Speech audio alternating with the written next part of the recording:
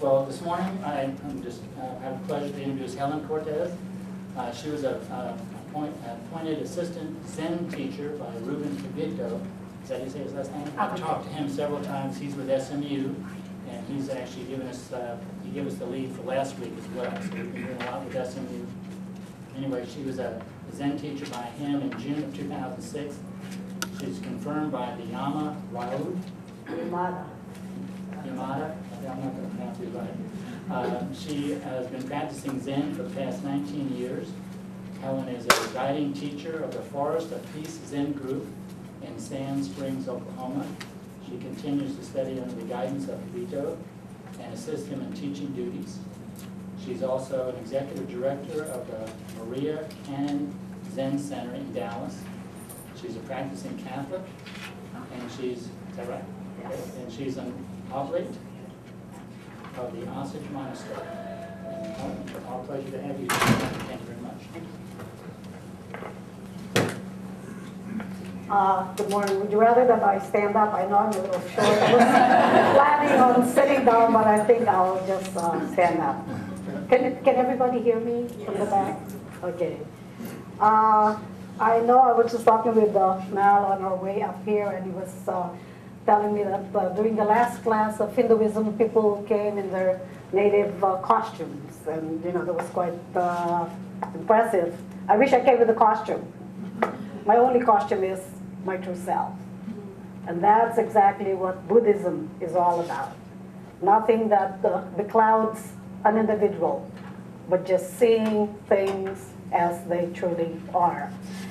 May I just have a show of hands of how many actually have a little knowledge of what Buddhism is or who the Buddha is? Very few. Which is a lot easier to teach.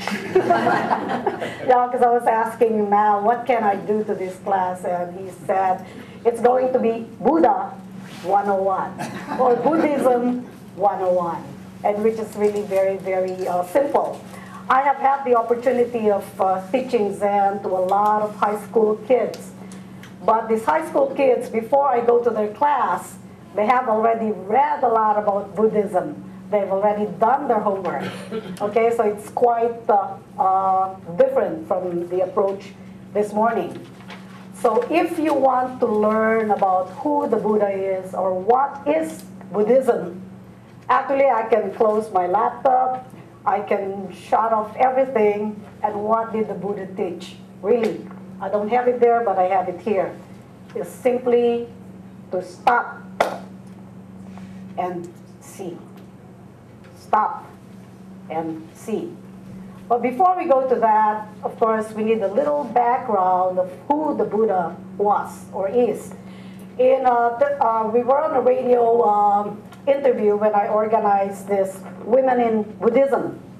And the interviewer asked me, who is the Buddha? And I was almost tempted to say, I am the Buddha. But of course, it's almost like in the Christian context, who is God? And then if you said something, I am God, it's almost like a sacrilege. But who is the Buddha? The Buddha, as some of you may have known already, he was known as Gautama Siddhartha. So Gautama Siddhartha was born like 2,500 years ago. He was a prince from the Shakya clan. And being a prince and a very privileged individual, of course, he had a maid, he had all these servants. And then at the ripe age, he was betrothed, and he had a family, he had a son. But he said there must be something outside of this palace, rather than being just enamored by all these, fancy things in this little corner of my palace. And we do all have our little palaces. If you really look at yourself, we have our own palaces. And so he goes out of the palace, and then he sees four things. The first one is he sees a sick old man. And he said, wow, there's a sick old man here. And then he sees somebody who's dying. And then he sees a corpse, somebody who has died. And then the last person he saw was an ascetic, a person, who was given everything and is just trying to search and find out what his true self is. So he said, well, what can I do to alleviate all this suffering? Why is there so much suffering? So if you look at the blackboard, I wrote down there, Buddha. So to understand Buddha, right, we have to look at the root word. And that root word is Buddh, B-U-D-D-H. And that simply means to awaken, to wake up. So what is the Buddha then? The Buddha is the awakened one. Okay, so when you say then, I can be the Buddha, true, because everybody is capable of awakening. So the Buddha is not like a god, of course, he was deified later on, but the real Buddha really is you. Each of us is the real Buddha. But some people are curious, like, you go to a Chinese store and you see all these, the Buddha sitting there with the big belly. So that is normally the concept of what a Buddha is. But this one is a 100-year-old statue that was given to me by somebody who gave up everything. And so he said, you can have this, and maybe I can pass it on.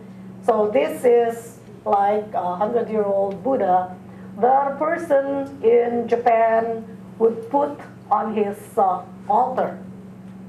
But in our Zen center, instead of having the Buddha, what we have is what you call the kanzeon, or the kanon. And as Mal has said, the name of our organization is the Maria Kanon Zen Center. And that kanon, simply translated again into English, means the lady or the hearer or the perceiver of the sounds of the world. The perceiver of the sufferings of the world. But that's an entirely different topic, so let's go back then to what this Buddhism is all about. So the prince then left the palace and said there should be a way to end this suffering. So he saw that. A very helpful word in Buddhism is in Sanskrit, which is called dukkha. And the dukkha there means dush, means miss. It's almost like malpractice, malaligned, dissatisfactoriness. That's what we have in our daily lives, right? We are not, or miscontent, malfunction, all those things. So that propelled him really into finding out what is the root of the suffering, of this suffering in this world. So he goes out and joins these 5 ascetic individuals. And of course, they gave up everything and, just walking and doing yoga and just so many things. And one day the Buddha was walking and he was just so thin, like you have statues of the Buddha, really, where you can see his ribs. Has anybody seen that? There is. And so one day there was this woman, I really forgot her name, and said, oh, I need to feed you some rice gruel. And so the Buddha said, sure, because you cannot live a life of asceticism, although people go on to choose that kind of life. And so the Buddha is very well known as taking the middle way. Okay? You cannot just live on not eating, because you have to feed the body and the mind. So that's why he's known as leading people in the path to awakening in that middle way. Not to give up everything, but not to amass everything. All right? So in that then, so he kept walking, and all of a sudden one day he said, well, there must be something more than just, being an ascetic and doing this kind of life. So his great resolve on the, I don't know how old he was, whether he was 29 or 35, he sat under what we call the banyan tree or which is better known now as the Buddha tree or the Bodhi tree in the northern part of India. So his great resolve was to sit in silence. So he sat for a long, long time.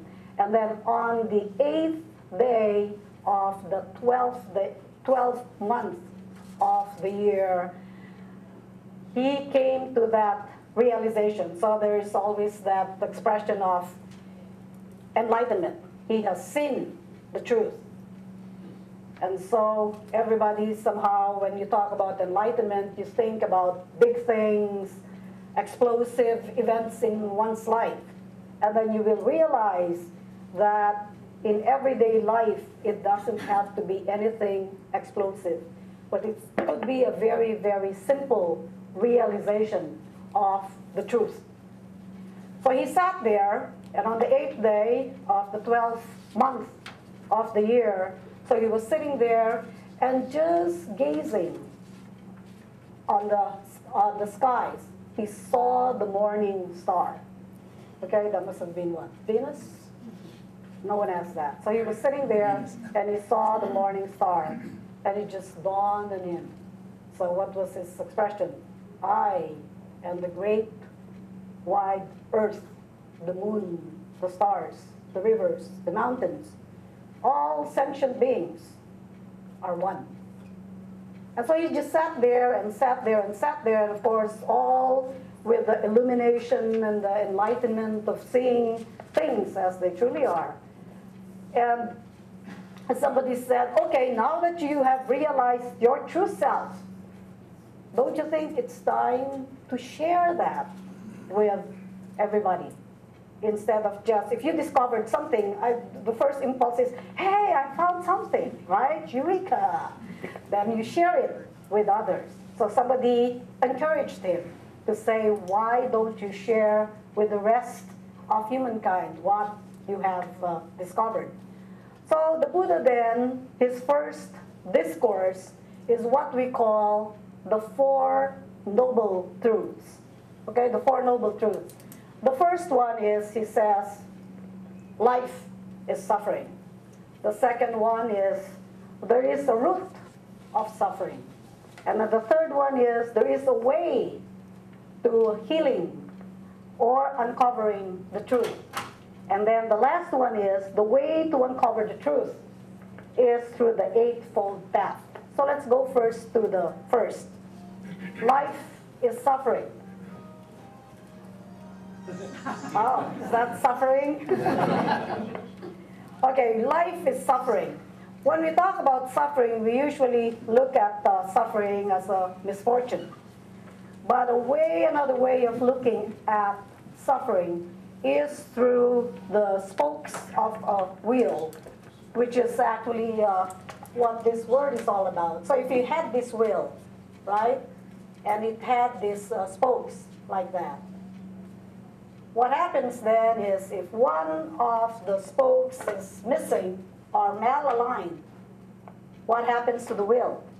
Gets out of balance, it won't turn, right? And that's what happens to us in our daily lives. So we have misfortunes, we have things that are happening in our lives. Probably somebody dies, there's the feeling of lack, that feeling of miscontentment in our lives. And so our life can't go on. And so we start asking, what is the root of this suffering? And in the root of that suffering, he talks about the three poisons that are the causes of our sufferings. And namely, it would be greed, anger or ill will, and then ignorance. Greed, what is that? I see Mal smiling, like agreeing with me. And why is greed one of the first poisons? We are so conditioned in this world to just simply amass a lot of things. We want to get the best. A very good example is a friend of mine was talking about buying the latest computer or the latest, let's say let's narrow it down to the latest video camera, right? So there's a video camera on sale. So they would say, this is the latest. Oh, okay, God, it has all these functions. And so you buy. As soon as you buy that video camera, what happens? Another new one. And then another new one and another new one. Same with the computers. I mean, the iPad is selling like pancakes. And so you say, oh, I'll buy when the next one is there.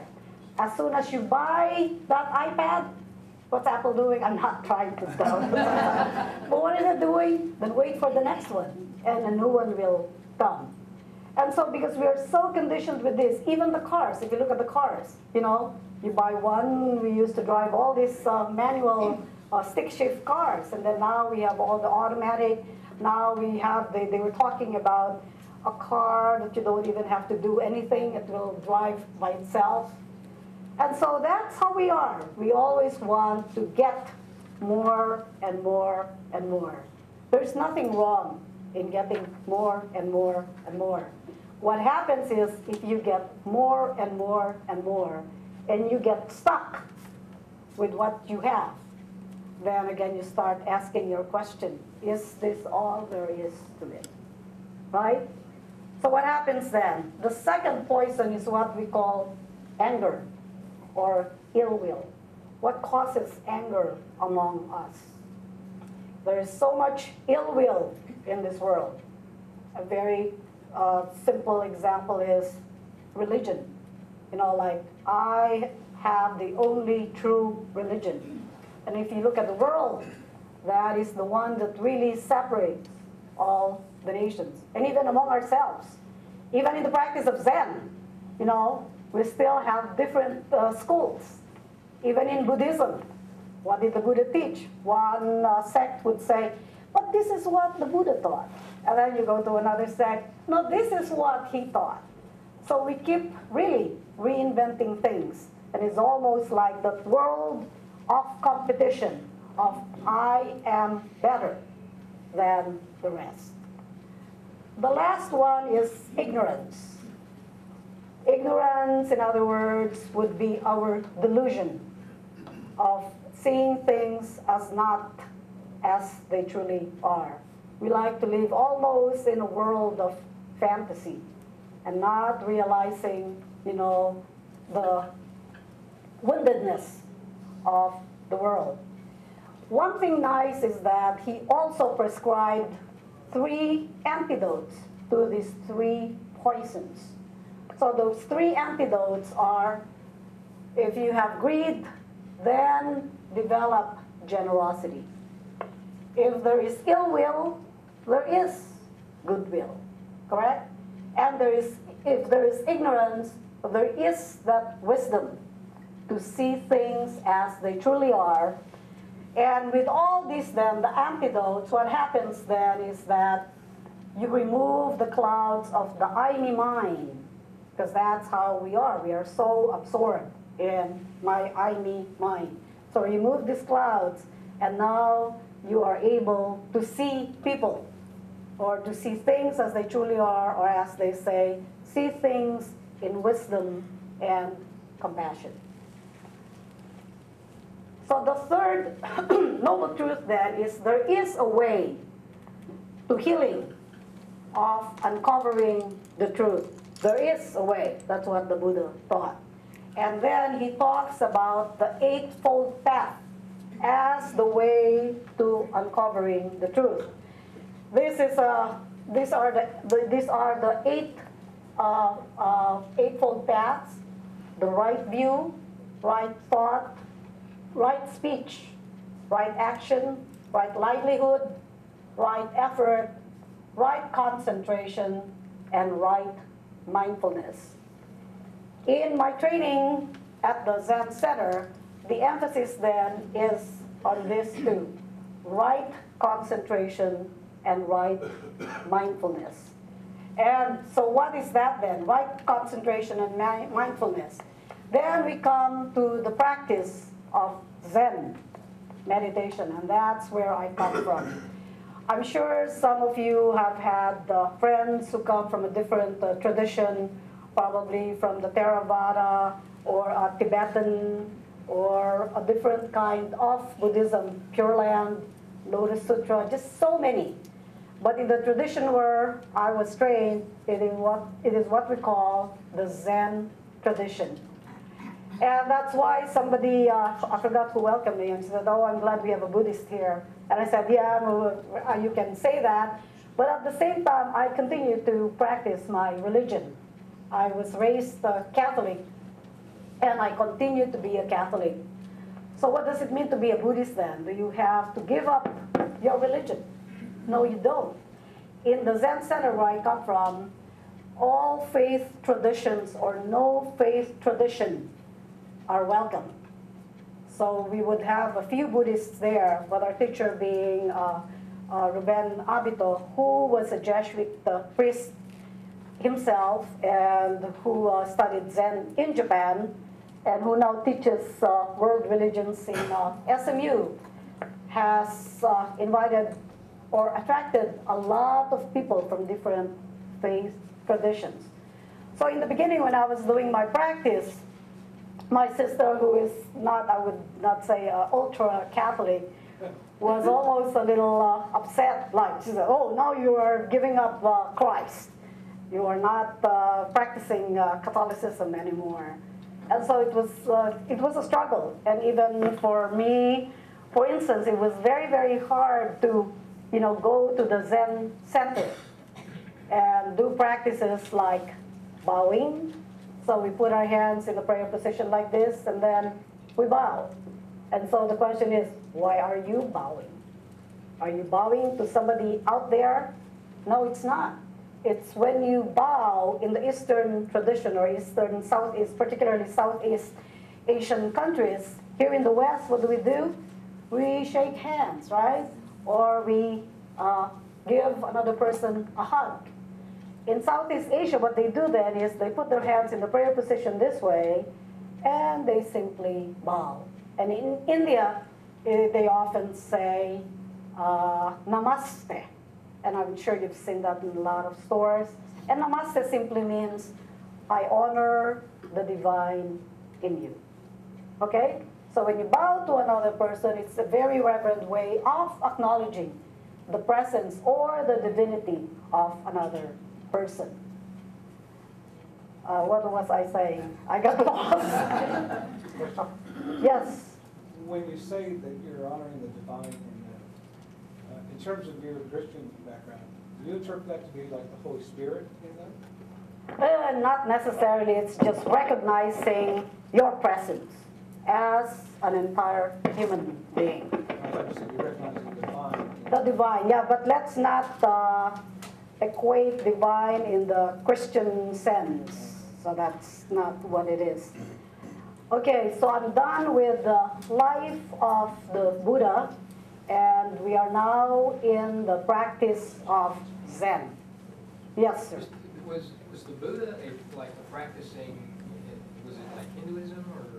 What Originally, like in India, a lot of people were practicing Hinduism. Mm-hmm. And so he was actually doing that. And then that's when he started asking himself, is this all there is to it? So what do I do with all this suffering?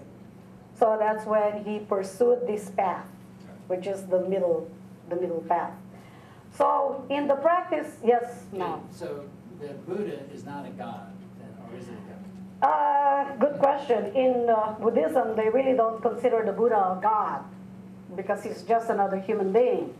But for some, when they have institutionalized Buddhism and has made it a religion, some people have somehow deified the Buddha as a god. But in ordinary Zen or Buddhist practice, he was just another human being.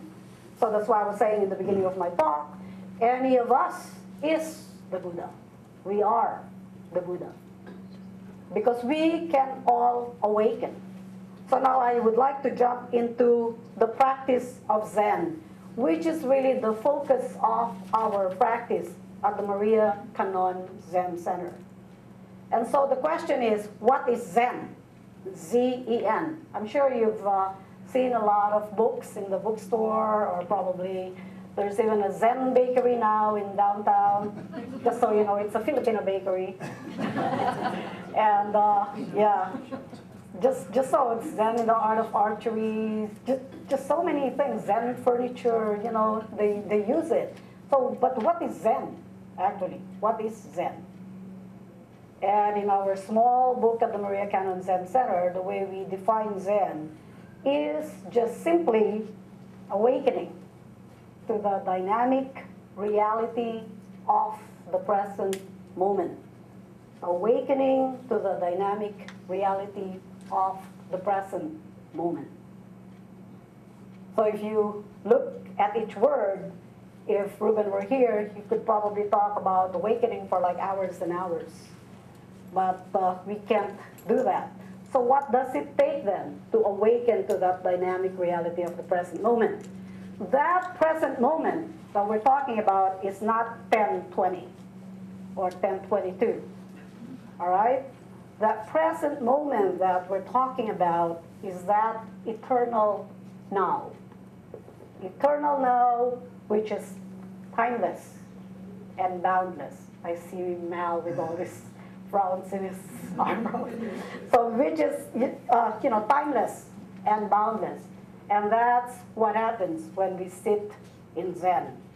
If you look at your life, from the time you were born, okay, so you were a baby, you were a toddler, you went to school, and then you went to high school, and then college. So it's always from this point to this point, right? So even now, maybe you're here, oh, I want to go to that Buddhism 101 class, so I'll know what Buddhism is all about. And then I'll go to the next class, so I know what atheism is all about. But in the practice of Zen, that eternal now that we're talking about, that present moment is really from here to here. See the difference? From this point to that point. In the practice of Zen, it's from here to here. But is that the way of just getting stuck there? That's not what it's all about. So awakening to that dynamic reality of the present moment is really, as I said earlier in my introduction, is what did the Buddha realize? He just simply stopped. So we need to stop and we need to see. So how do we stop? Right now, all of you are just listening to words that I am injecting in your mind, right? So in the practice of Zen, how do we stop the mind? How do we stop the thinking? So we have what we call Zazen, which is the seated meditation. Or we have also what we call active meditation, or we also have what we call the horizontal meditation, which according to my teacher is his favorite, and you can do that.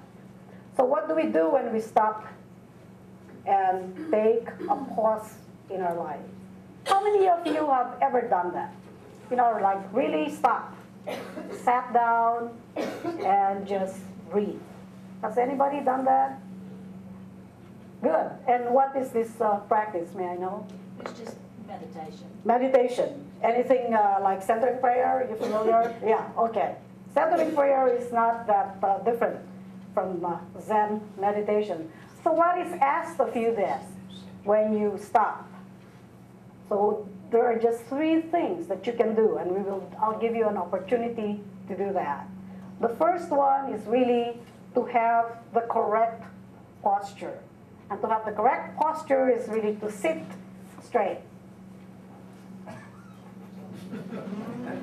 You sit straight, stand up straight, and see how your thinking is affected. You slouch, and what happens? You get depressed. But if you sit up straight and really, have that posture, what happens then is you are able to breathe correctly. Not constricting what we call the diaphragm or the hara, which is the second element then in the practice of Zen, to be able to breathe correctly. And the third one then is if you're able to sit or stand up or at least sit on a chair, and then breathe in and breathe out as naturally as you can.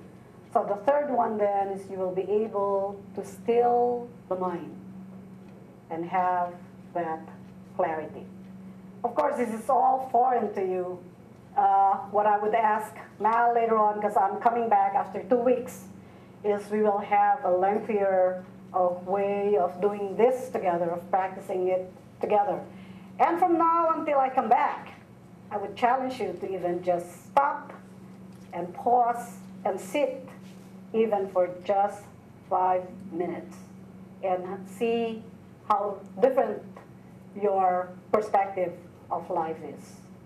So have a straight back, breathe correctly, and then still the mind. What's the correct way to breathe? Okay, then that's what I'm going to do now. So if I could borrow this chair and let us do it all together. If you have any gums or coffee or anything, if you can set those aside and then just sit with me, then this would be good. So what I'd like for you to do is, instead of leaning on the back of the chair, move forward and just sit halfway.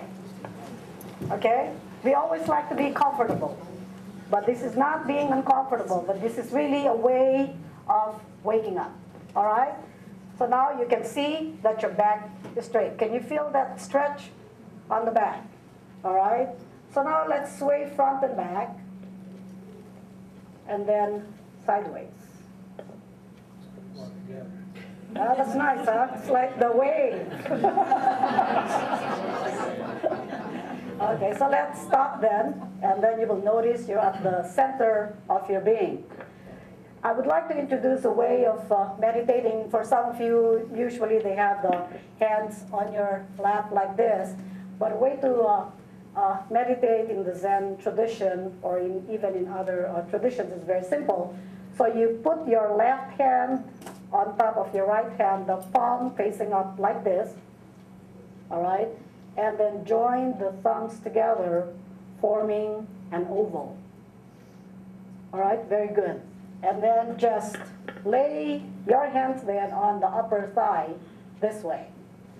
And be sure your feet are flat on the ground. I know this is going to be a challenge because we'll be listening to, you know, I don't know what they have in other groups, but let's just try, even for 5 minutes. So sit with your back straight, your head erect. Now what I'd like for you to do is to tuck in your chin a little without bowing. And in this form of meditation, we keep our eyes half open, half closed. So we do not close our eyes. And I know this is very hard because meditation is often equated with closing the eyes. But in the practice of Zen, it is seeing things as they truly are, not as we imagine them to be. So please try to look at the 45-degree angle, keeping your eyes half open, half closed, or even 1/8 open.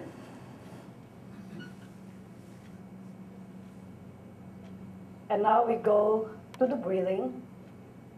The way to breathe in the Chinese tradition, they say there are like 36 ways of breathing, which I cannot even fathom or think. But there is a very simple way of breathing, and it is breathing through the diaphragm. So if you can just visualize a baby on a crib, if you look at the baby, you know, like it's as though the stomach was going in and out, in and out. Breathe then in yoga, that's what they call the hara, or in plain language, it's the diaphragm. So breathe in, and as you breathe out slowly, there's like a pause up here. So breathing in, and then breathing out, then a pause again, and then breathe in, and the breathing out.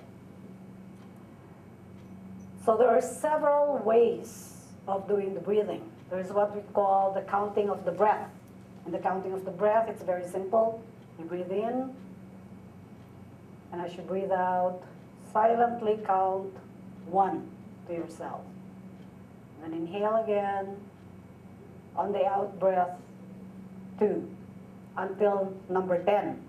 However, don't worry about that.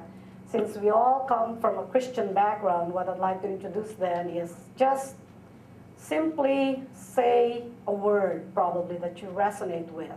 And a very good image that has helped a lot of Christians is breathing in, and then as you breathe out, just simply say, "You are my beloved."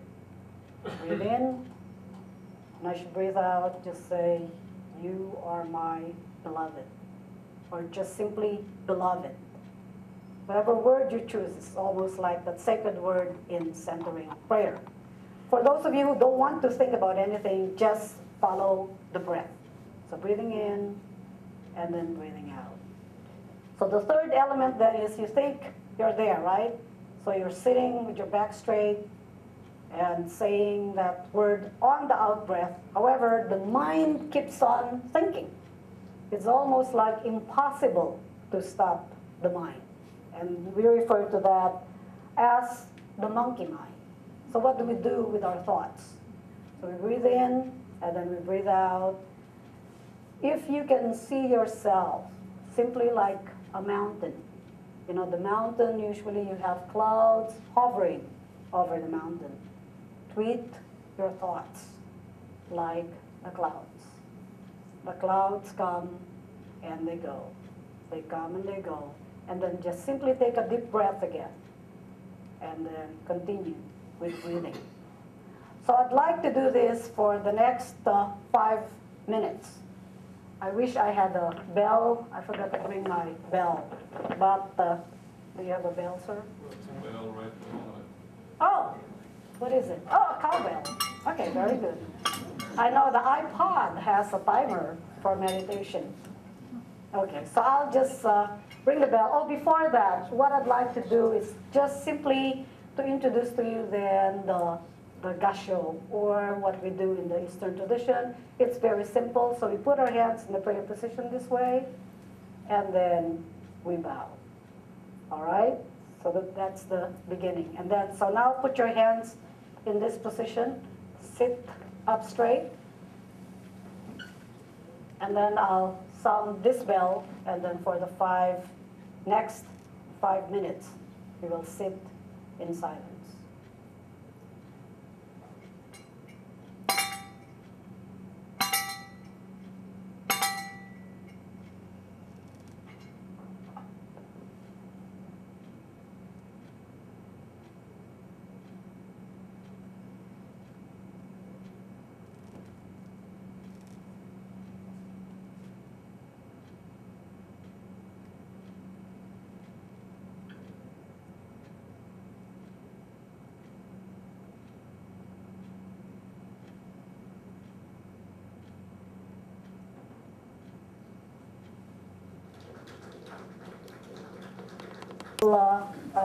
When I give this to high school students, you could just imagine those high school kids, how they giggle.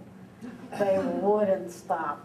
And it's usually the fourth years who giggle, not the freshmen.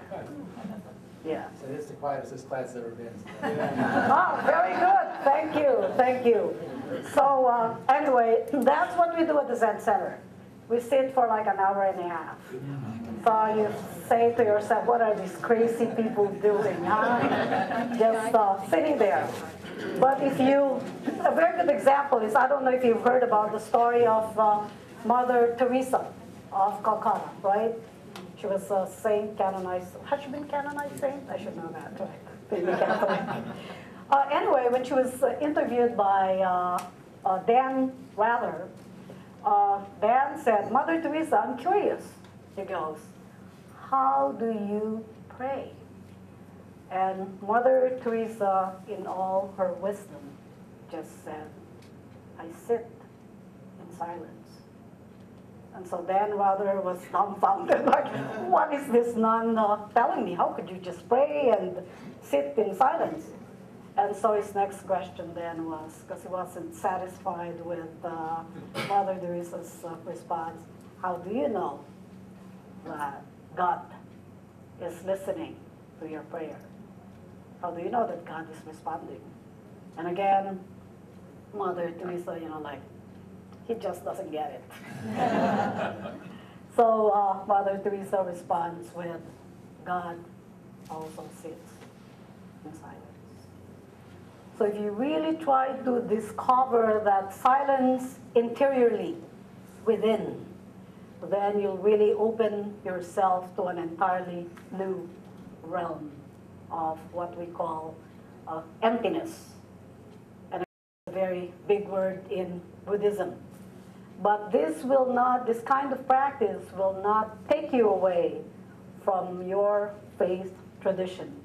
In fact, I would say that through the practice of Zen meditation, of really coming to the point of stillness and silence, has enhanced my own faith tradition as a Catholic. And there is no conflict